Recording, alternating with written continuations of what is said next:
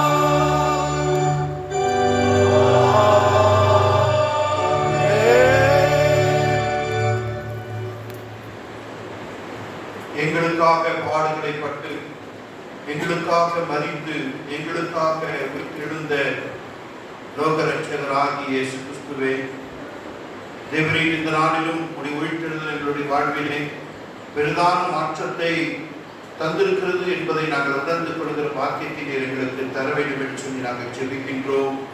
ஆமாண்டவர்களே, உயிர்த்தெழுதலுடைய கொண்டாட்டம் என்னுடைய வாழ்விலே மிக முக்கியமான மாற்றங்களை தந்திருக்கிறது என்று சொல்லி நாங்கள் ஏற்றுக்கொண்டு அவைகளை அனுபவித்தவர்களாய் இந்த உலகத்திலே மக்கள் நாங்கள் சாட்சிகளாய் வாழ எங்களை நீ தொடர்ந்து அனுப்பி கொடுக்கிறீர். அதற்காக நன்றி செலுத்துவோம், துதிக்கிறோம்.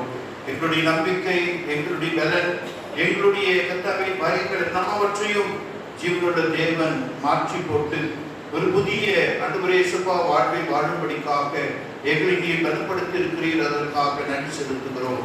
இப்பொழுதும் எங்கள் கருத்துக்குள்ளாக அனுப்புகிறீர்.